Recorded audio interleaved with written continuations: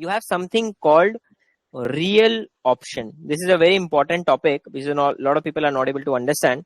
So it's not a very long past inclusion. It's recently included relatively. So a real option is basically, so first thing is real. This becomes an important thing to look at. But then the next thing is option. What is an option?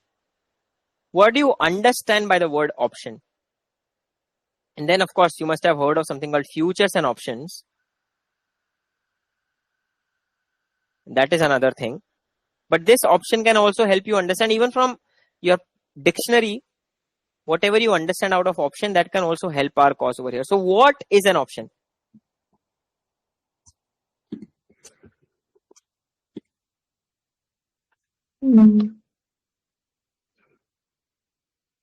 The choice.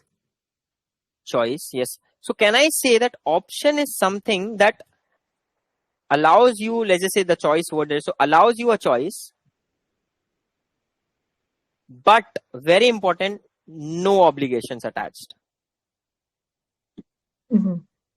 Yeah. Right? So if we enter into an agreement where I sell you this property, it's a obligation at your end to buy this. It's an obligation at my end to sell this. And of course, there's an obligation at your end to pay me the consideration. There's an obligation at my end to sign the definitive agreement. So everything over here was an obligation. What if I give you an option that, you know what, pay me $100, right? And you have an option over the next 1 month, you can decide if you want to buy or not. So this 100 is like a token money that you have paid. And now over the next 1 month, you can decide. For the next 1 month, I've kind of reserved this property for you. I'm not going to show it to anyone else. But out of this $100, you now have an option. You can take your time. You can take your, let's say you can make decisions. You can consult people. And then you may decide to go ahead or drop. You can go ahead and say, you know what, I want to buy this property. I'd already paid you 100. I'll pay you the incremental amount, or you can drop, and of course you'll have to forego this. So option, there are two things that you have to be very, very careful about options. Thing number one is, it will have an inherent cost attached. So whenever you get an option to do something, whenever you have an option to go ahead or not to go ahead with something, you will always have an inherent cost to buy that option, right? So cost is always attached to an option. Sometimes it may not be visible, but there is a cost attached to option. This is a prerogative of an option. So options will always have an inherent cost attached to them. That is thing number one. And thing number two is, option can never have negative value. Which means, if I just evaluate this, my first proposal was that I sell it to you, you buy it. In the next 1 month, you have to pay me the consideration and you have to possess this. Irrespective of whether the property goes down in value or some external shock happens, doesn't matter. Let's just say if you and I enter into a deal that you will give me $1 million and you will buy this property in 1 month. Now it doesn't matter whether the property goes down in value or whether it goes up in value over the next 1 month. You have to buy it. It's an obligation. If it goes down in value, you lose money, but still you will have to execute it. I'm not talking about an exception wherein you don't execute and then I sue you, and that's a different discussion. I'm not going into that. But assuming that you are under an obligation, if you do not abide by it, I can of course go to the courts. So whether you lose money or you make money, you have to execute it. Option gives you a power wherein you don't execute if you lose. So if, let's just say, you agree to buy this for $1 million and 1 month later the property price collapses and it becomes worth $750K, and let's just say I had given you an option, you will never exercise this option. You will never exercise this option. So an option can never have a negative value attached to it. And what is a real option? A real option is something that is not fictitious. It is not sunk cost like. So it is something that actually gives you an edge. what can be an option? An option can be, let's just say what we discussed just now, right? Timing can be an option. So if you're getting to match your timing, a timing option is an option. For example, we were discussing that you are the head of Nestle and you can decide whether or not to go ahead with a project. Let's just say this is a factory.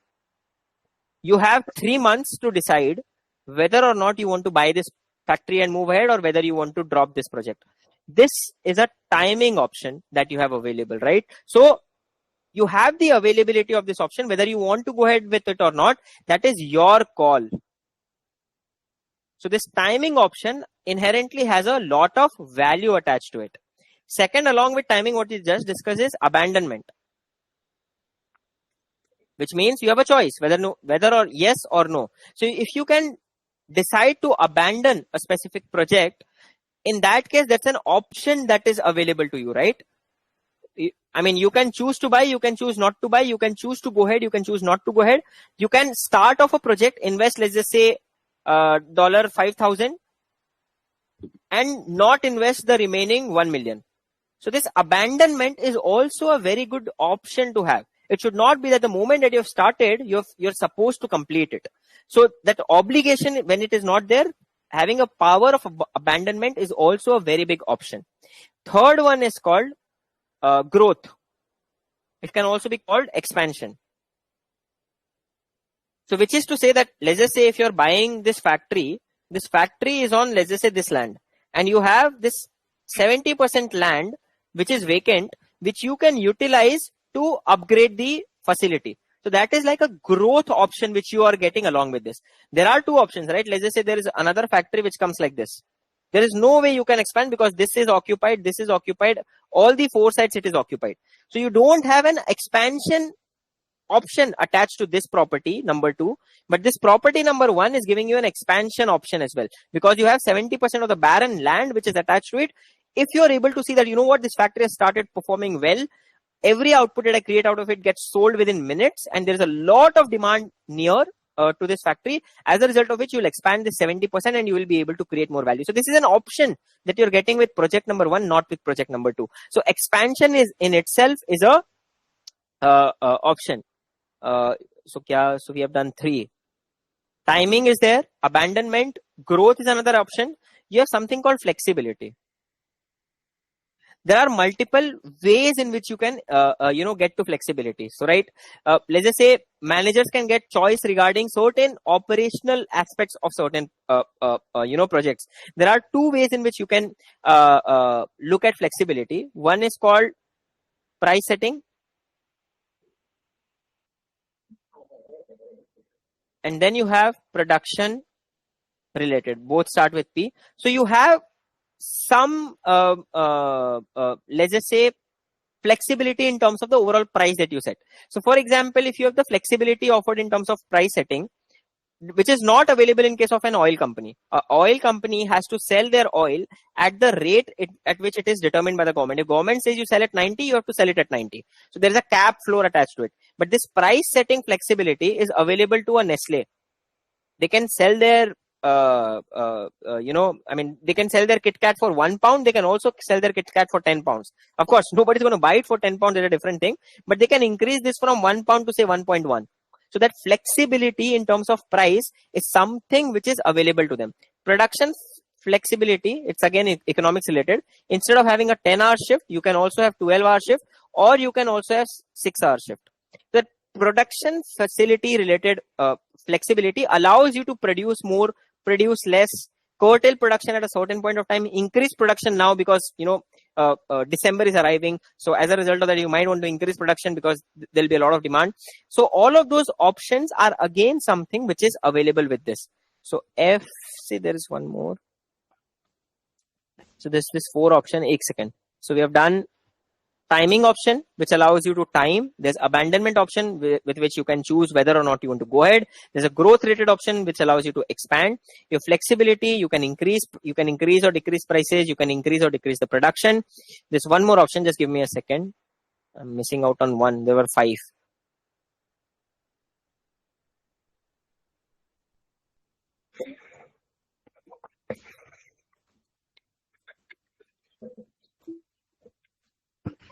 Yeah.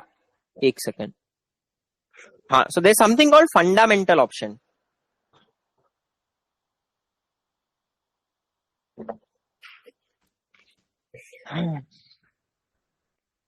So a fundamental option is basically where there is something which is dependent upon, let's just say, underlying. Which means, let's just say there are 5 mines. There's a gold mine, there's a silver mine, there's a copper mine, there's a iron mine, and let's just say there's something, let's just say there's a calcium mine. Now tell me, if you have an option to choose between any mines, which one would you be likely to choose? Where the profits are maximum, right? So this is something which is called a fundamental option, wherein you have a option to decide between multiple options at a given point in time, and you can choose which one is it that you want to go ahead with. If you want to go ahead with gold, you'll probably it makes sense for you to go ahead with gold at that specific point of time, because the next 5 years you're expected to make a lot of profits out of gold. Because let's just say there's an expectation next 5 years gold prices are going to increase, and let's say there's a gold mine which is available to you at a relatively cheaper price, so you can choose and go ahead with this, and you can reject everything else. So this is like a fundamental option wherein you're only married to doing mining. You're not married to mining gold. So mining gold, this gold is a fundamental option that you have, right? So the same thing can happen with, let's just say, if I extend on Nestle chocolates, let's just say you're confined to confectionery. It need not necessarily be candies. You can choose to enhance candies during Halloween and certain other periods, but during other times, if let's say there's a great economic boom expected, you can go with high-end chocolates, and so on and so forth. So fundamental option basically gives you a greater option in terms of the underlying asset, and you can choose to decide what is it exactly that you want to do and make your decisions accordingly. And it of course makes more sense to decide to do something which gives you a lot more value as compared to something else, right? So whenever you're deciding between multiple options, you should ideally be going ahead with the option which has a maximum present or maximum or the greatest present value being offered to you. And that is how you should decide between, let's say if there are 5 options, if there's one option which has the greatest possible value, you should go ahead with that one and not the other.